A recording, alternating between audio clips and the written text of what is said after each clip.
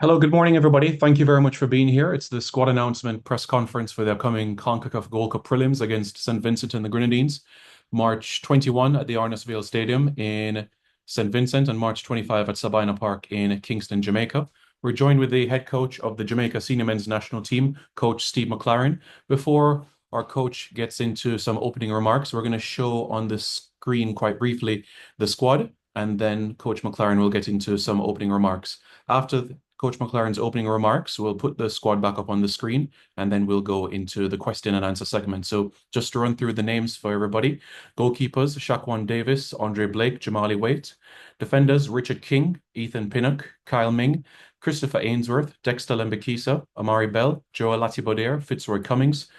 Midfielders, Isaac Hayden, Joshawn Anglin, Bobby Reid, Sule McCullough, Casey Palmer, and Tyreek Magge. And the forwards, Leon Bailey, Demarai Gray, Shamar Nicholson, Kaheem Dixon, Ronaldo Cephas, and Warner Brown. We now turn over to Coach McLaren, who will get into some opening remarks. Coach, good morning. How are you doing? Yeah, good morning, everybody, and welcome. I've got to say this morning, I woke up quite buoyed after last night. Great night at the National Stadium. Cavaliers against Inter Miami. And what it was to see the stadium full house. I know we nearly got it against the USA, but to see a full house, that's the goal. I said to everybody, all the staff, everybody I spoke to this morning, that's the goal, to fill the stadium. So it was great to see. What a great game. Spirited, I thought, performance from Cavaliers. And yeah, the most important thing for, I suppose, all the supporters was to see Messi playing. Not many people get and are fortunate to see Messi live. But Jamaica saw that last night. So we appreciate that from him, because he didn't have to come. I spoke to Mascherano before the game. And yeah, he said he wanted Messi to come and to play for the Jamaican people. So that's what he did. So we thank them for that. So it was a great night and a great performance by Cavaliers. The squad, we have obviously some injuries within that squad. We have Dishon Bernard, Greg Lee, Mason Holgate, who just pulled out yesterday. He has been playing in pain with his toe, and the club want to operate on that next week. They need him to play Saturday, so he'll have an injection and then an operation to remove a blackened toenail next week. So he's not eligible for us. And as we know, Antonio is recovering remarkably well. I spoke to him a couple of weeks ago. Really positive, really in good form in his rehab. He's on the treadmill, he's running, and he tells me he's going to be ready for the summer. Knowing Mikel, that could happen. So we keep our fingers crossed for that. And also Romario Williams, I spoke to last week and this week, who also has an injury. He's in pre-season. He is playing, awaiting surgery, which he needs, and so not available for this. One person, Damion Lowe, is not available. He's fit, but not available. He has personal issues, which he needs to sort out next week. So he's not available for the first leg, but we've put him on standby for the second leg. So we see the outcome of that one. It's great that we can name 9 local players. And the reason for that, I think, is obviously injuries to come to the squad, but to give them opportunities. The camp we had a few weeks ago, the 2 games against Trinidad, the work for nearly 5 days with them gave me a great insight into the abilities, the characters, and I really enjoyed that camp. Really enjoyed the 2 games, and from that working with them has given me confidence in which I can put them in the squad and know that they will do the job. So that's good. For the camp and the squad, I think we've enough experience in there from, Andre Blake, we have Pinnock, we have Latty, we have Amari Bell, Isaac Hayden, Palmer, Bobby Reed, welcome him back, Leon Bailey, Damari Gray, Shamar, all experienced players. And, we expect them to step up and see us through and get us into the Gold Cup. One other item concerning the staff, Richard Hartis, who was my assistant and goalkeeping coach, has about a month ago, 6 weeks ago, moved to Besiktas in Turkey with Ole Gunnar Solskjaer. So he's the goalkeeping coach there. But I got to say, after speaking with him, he wants to still work with Jamaica, and he's volunteered his services to come and help us qualify for the World Cup and the Gold Cup. And so he's coming in the capacity of just goalkeeping coach, which left the assistant role vacant. And I filled that with Paul Simpson, who you might have seen in the last camp for the local players. Paul, yeah, we played together. I coached him. He's been my assistant twice at Derby and Newcastle. And what he brings is unbelievable experience of actually winning a World Cup for England, under 20s World Cup in South Korea in 2017. So he knows what it takes to qualify for a World Cup, and he knows what it takes to win a World Cup. So his experience will be invaluable in helping myself, the players, the staff, and the JFF to accomplish our goal. We come up next week in this camp against St. Vincent and Grenadines. What do we know about them? We've watched them for 6 games in Bonaire, Montserrat, and El Salvador, twice each. So we've watched 6 games. And this is not going to be an easy game. El Salvador, they beat them at home, and they should have beat them again, but conceded a last-minute goal against. But they had 2 great games against El Salvador, and yeah, we know the team has got good attitude. They play with each other regular, so they know each other. They've got a great spirit and great attitude, and players in the front 4 who can hurt you. My first job is to make sure that we don't approach this game complacently. And yeah, we'll be certainly showing clips of St. Vincent and Grenadines, the strengths and how they can hurt us. If we're not right in terms of attitude, this can be a very, very difficult game for us. Our goal is really to get the job done, to qualify for the Gold Cup. It's important we do that. Important for various reasons. To do that, keep the ranking high so we get better qualification, better seeding in groups, we hope, coming up.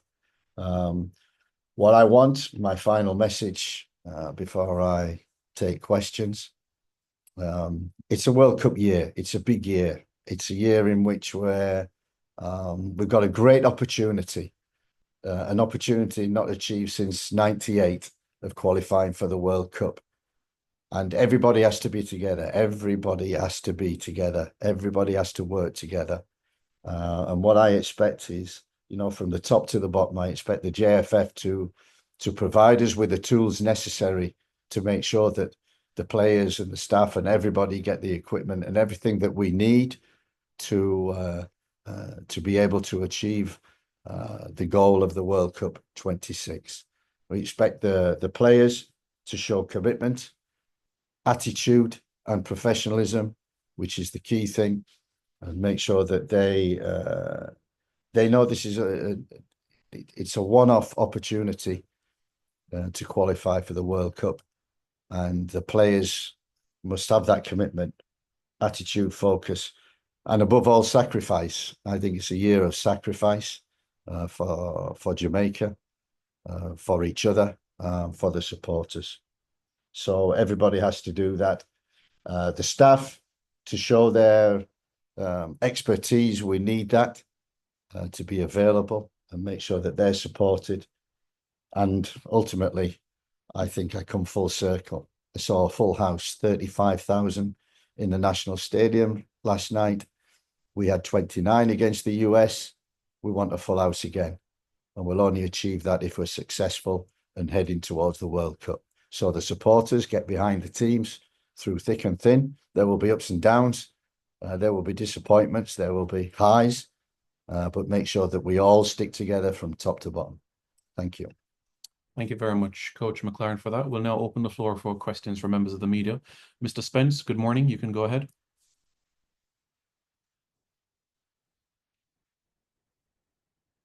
Please unmute, and then you Coach, can you hear me, Coach? Go I ahead. can, yeah. Coach, I was in St. Louis to watch a Jamaica versus USA game, and there seems to be a significant gulf in quality between the two teams. And as such, from where I sit, it seems we need better players. I also watched the JPL games, some games, two matches against Trinidad, and Cavalier recent matches against Inter Miami.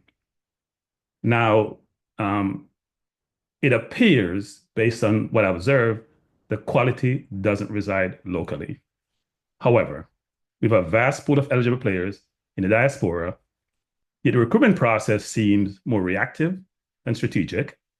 As such, what structured approach, if any, is in place to actively scout, track, and engage its players before they commit elsewhere? And what are you doing specifically to source these players? Yeah, when I took the job, recruitment was probably, apart from the squad players, the players that were already playing, the next most important job was scouring Europe, America, wherever we could for dual nationals, players who could play for Jamaica. And all we're looking for is to develop and improve the present squad and to improve the present squad by recruitment. That recruitment process started from day one with conversations with a host of players, England, Europe, in the USA as well. And that's ongoing. I think we spoke about this a few months ago, about, you know, what it takes to get a passport in Jamaica. And the process is very long. It's very patient wearing. And we have several players now who are very close to achieving the passport that is required for them to play for Jamaica. It's been too slow. The process hasn't been. Sometimes we're flying, and sometimes we're close, and then we're far away. There's a lot of things to get a passport, and a lot of documents that the players have to collect, and documents from you talk about grandparents, so 30, 40 years ago, trying to find birth certificates, etc. In the parishes in Jamaica has been very difficult. But we're on with about 5 or 6, and we're only going to recruit players who can improve the present squad and the present team. So that has always been the goal from day one. That process is ongoing. There are a lot of people, especially in the UK, who are working towards that. A lot of people over here also, Devon Porter and Ian Campbell, through Roy Simpson, are working to get the Europeans nationalised so that they can play. Our goal is to have them available we have 2 friendlies in the UK at the end of May, 2 World Cup qualifiers. Hopefully we get through the next 2 games, the Gold Cup, and then hopefully we have the group stage of the World Cup. So we have a bit of time. We'd like them earlier. It's not been possible, but we're working damn hard to make sure that we better the players, better the squad, better the talent that we've got in there. Do you have a follow-up, Mr. Spence? Yeah, I do. I just watched the press conference with Thomas Tuchel, the England press conference, and he was asked the question about the working arrangement he has with the England FA. And the question was more around, can you actually work remotely And he noted this was only in the inception of the role, that he's been to over 25 games, only goes back to Germany to be with his family. You are currently working remotely. Can you truly be effective in your role working remotely? And do you go out to see potential recruits and go to a number of games to watch them to see if they can add value to your team? Yeah, that's exactly what I do and will continue to do. Thank you, Mr. Spence. Matthew, go ahead. Hi, good morning, Coach. Can you hear me? Go I ahead. can, Matthew. Yes. Good morning, Simon, as well. Coach, Lewis Baker, he was recently recalled from his loan at Blackburn, and he's been in fine form for Stoke this year. What, if anything, can you tell us about your recruitment for Lewis? And is he someone that Jamaican fans can expect to see sometime soon? I'm not going to discuss individual players that we're looking at and what stage they're at. Lewis is on the list. And another one that the process is very slow. But yeah, it's great to see him playing for Stoke, playing very well. We're in constant contact with him, and the process goes on. Thank you, Coach. Thank you, Matthew. Dre, good morning. Go ahead.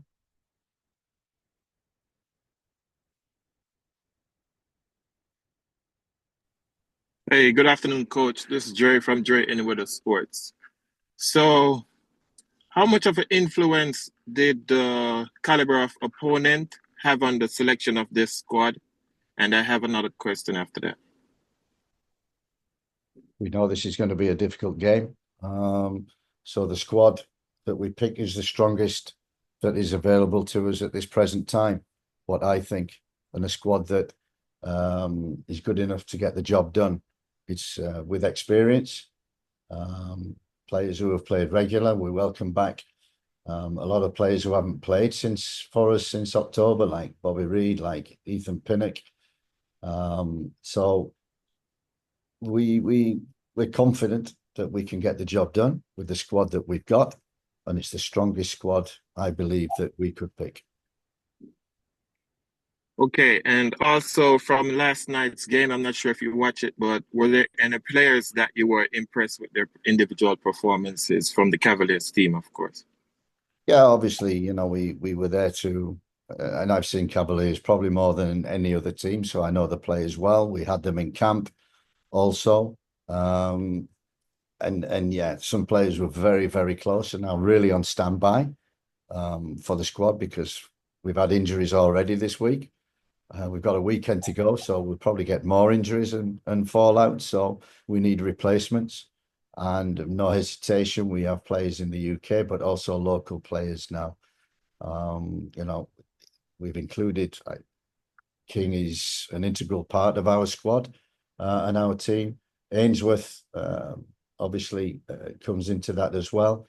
But they have many good players. We've looked at Atkinson, at Calvin, at Shamal Watson, Adrian Reed. So there are many good players in the Cavaliers squad and team, and they proved that over the 2 legs against Inter Miami.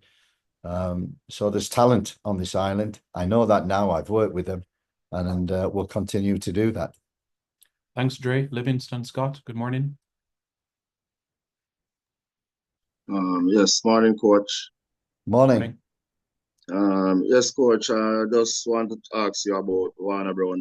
Do we have a number striker in the squad, but you chose him as the local striker to choose? Just give me your insight into your selection of Warner Brown. Yeah, I watched quite a bit of Warner Brown before the camp a few weeks ago. I liked him in camp. He was a goal scorer. The game we went to see him, Arnott Gardens, he scored a hat-trick.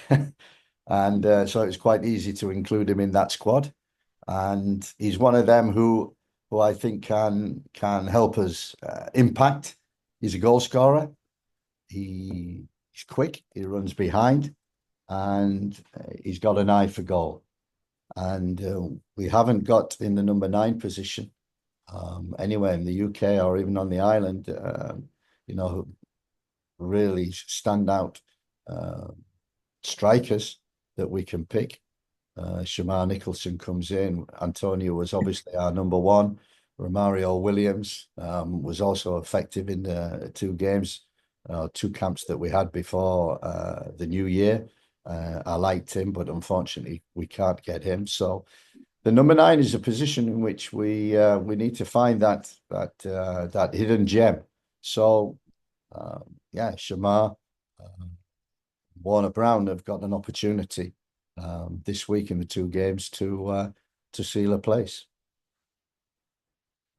Okay, thank you, Just Livingston. want to ask, coach, just as I said, a lot of local players in the squad. Will we get to see a mix? Are you showing some confidence in some of these players? Yeah, absolutely. And looking forward to we have join up on Monday. We have 3 days preparation, which gives us good time to look at the players and find the right balance of the team. And as I say, it's not those who start, it's also the finishers. So it's a squad game, and I believe we've got a strong enough squad to get through. Thank you, Livingston. Simon Stone from the BBC. Good afternoon, Si. Simon, Hope you're okay, mate. Hope you're okay. Good to see listen, you. I'm good. Just got a couple of questions. I mean, first of all, did you say you were playing a couple of friendlies in England at the end of this season? And also, what conversations have you had with Michail Antonio? Because obviously when the accident happened, it looked horrific, and a lot of people wondered whether he would actually play again anyway. From what he's saying, he sounds pretty confident that that's going to happen. And do you think he's capable of playing at international level this summer? Yeah, he certainly seems to think so. And you know, Mikel is a warrior. He's come from non-league and he's fought his way through playing in the Premier League, playing in top games, Europe, and playing internationally for Jamaica and making an impact wherever he goes. I mean, it was horrendous, the accident. We spoke to him a couple of days after that accident. And he's one of them that I never really knew him I knew him on the field because he was always a pest whenever we played against him. But off the field, he's a true character. Great for the squad, always bubbly, always positive. And we missed that. Not just he's on the field, but off the field. I spoke to him 2 or 3 weeks ago. He's on the treadmill. He's running. He's looking to go out, and he's confident that he will come back, and he's aiming to come back for the summer period, or hopefully our World Cup qualifying group, which will be September, October, November. So that's his goal. The one thing that he said he's got motivation. And when warriors have got motivation, they tend to achieve their goal. And his goal is to be fit in the summer to help Jamaica qualify. Thank you. And just, I know you don't want to talk about individual players, but is there any update on the Mason Greenwood situation? Not really. The ball is in his court. He knows that. He's settling nicely in Marseille, despite some run-ins with De Zerbi just recently. But he's loving his football. We're in contact all the time, him and his family. And I'm very confident that he only wants to play for Jamaica. So every conversation is, I only want to play for Jamaica. And it's up to him when he wants to move forward with that. And I think we are at the present moment. Thank you. Thank you very much, Si. All right, Jason Hall, good morning. Good morning, Simon. Good morning, Coach. Good morning, everyone here. My question, obviously, to Coach, I had a question on Ravel Morrison. He was added, of course, for the second leg of the USA match for the Nations League, but was an unused substitute. Was he in consideration for selection for this squad and just didn't quite make it? Or do you have anything to say on Ravel? Yeah, I mean, I know Ravel, and we brought him in and we thought he could impact. We had injuries, and there was, I think, a question earlier about the golfing quality ourselves in the USA, which was apparent, especially in that second game. We missed a lot of players for that. Holgate was out, Pinnock was out. We didn't have Antonio. We didn't have Bobby Reid and Casey Palmer in the second. So we were down on half a team of quality. So you could see that gulf. Them players have come back in, and we're looking to keep that strength. Okay, thank you. And my next question is more about the local contingent. We have 9 players from the JPL in this squad of 23. In the past, when we have picked local players, you have kind of made mention that you've kind of leaned on your staff that might be more familiar with the players. Where would you say you are currently with your own knowledge of the local players? And is it a case where now you feel confident in making these decisions? Obviously, you're going to lean on your staff as well, but maybe not as much as before. No, I think from the start of the job and the first 3 camps that we had, we relied heavily on Merrin Gordon and the local staff that we've got in terms of players outside of the UK, on the island, and even in MLS, USL, players of that caliber, we relied on them. The big advantage is that over them 3 camps that we've had, we've seen a lot of players because of injuries. We've had to call in players, and we've looked at some and looked at others and discovered some gems and others who were not good enough. And we just felt that the camp in January that we had in the games in February against Trinidad, working with the players closely, day in, day out, living with them in hotels and the technical centre, that we got to know these players very well, the habits, the character. And in that 3-week period that I was over, watched a lot of games, but working with them, that's where you truly see the players. So it was great, that camp, and great working with them. And you're absolutely right. That gives me confidence that I didn't have before in terms of the quality and the character of local players. Now that I've seen them at close hand, no hesitation in putting local players in who I think are the best for the job, best for the squad, and especially for these 2 games. Thank you, Jason. Brian Martin, good morning.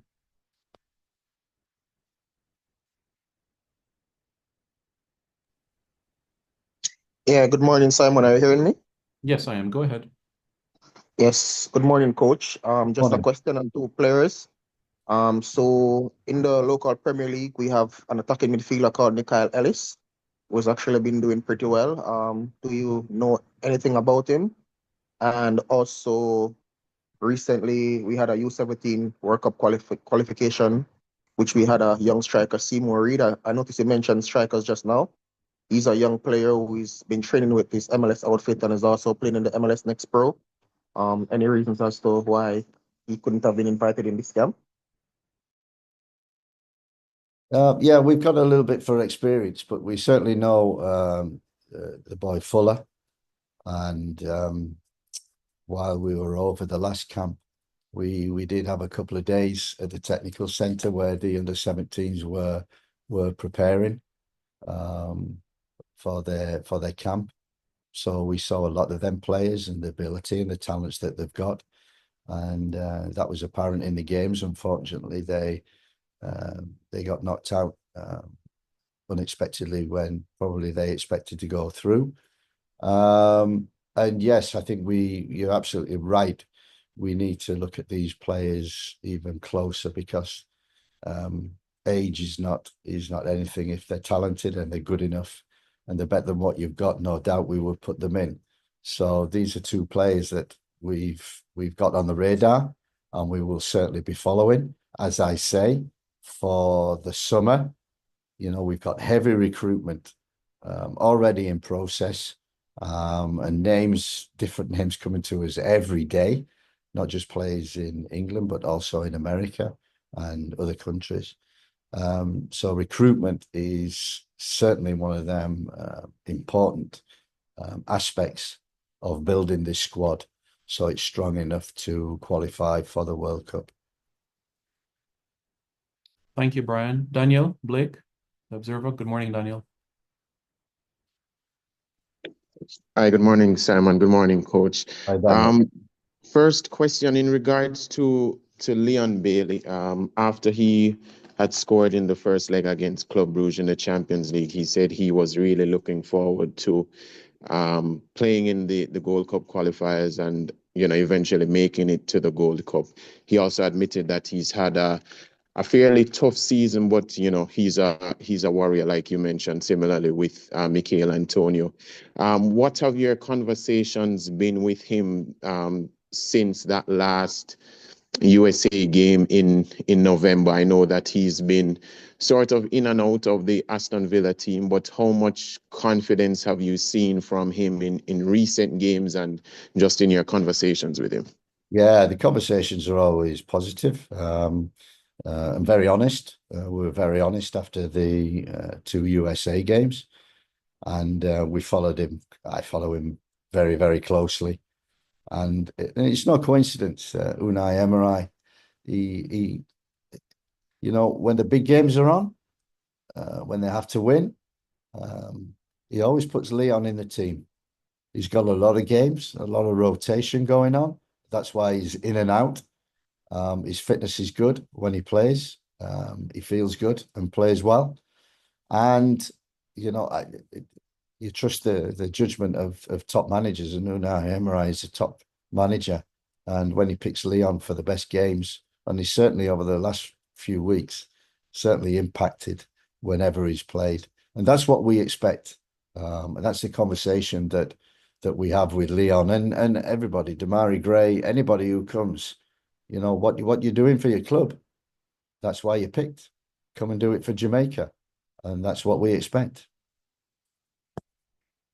Yeah, and second question, in all of the squads that you've chosen, you've given a lot of credit to your assistant Meron Gordon, who has been able to, help you with some of the local players and some of them who were, based in some of the European countries and in America and so forth.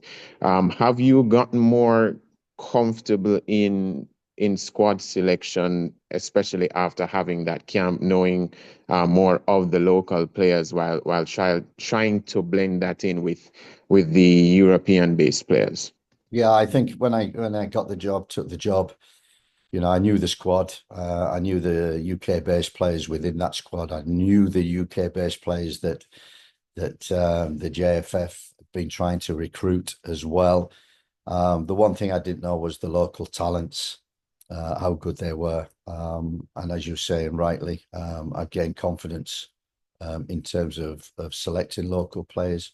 One through Meron Gordon very early on. And the second was the camp that we've had, working close hand every day, coaching, building relationships, seeing them actually with the Jamaican shirt on. And is it too heavy for some players? We certainly saw that. And it gives me a lot more confidence in saying, yes, I think he can do a job, because I know the quality that's required. So yes, I think present squad, players we're trying to recruit, and now local players, and seeing a lot more games. I'm a lot more confident in what is available on this island. Thank you, Daniel. We now go to CC. Go ahead.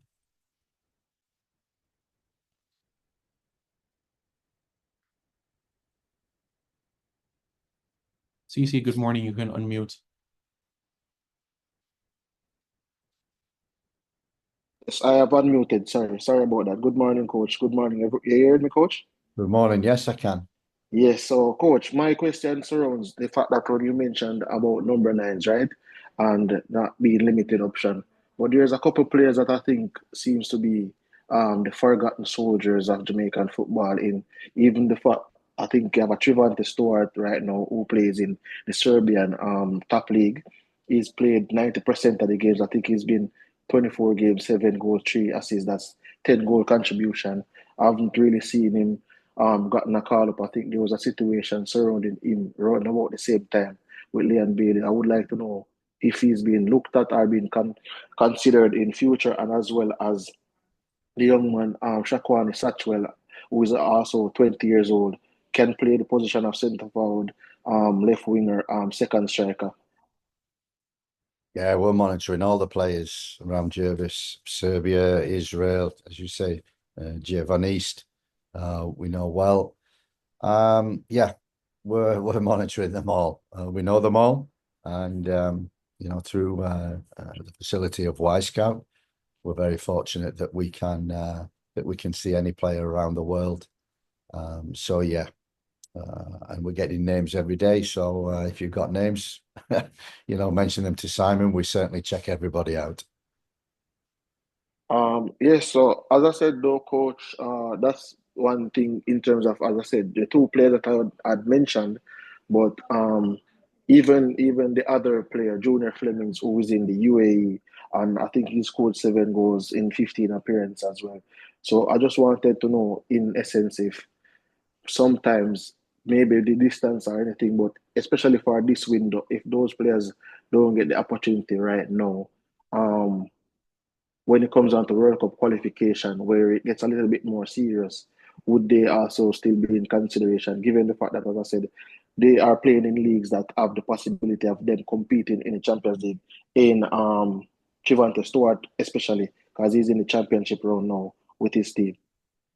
Yeah, as I said before, any players that might be in the far corners, playing in countries that are not well known to us, then please let us know. But we're certainly, through Y Scout, we're onto that through people, through our scouts, our network.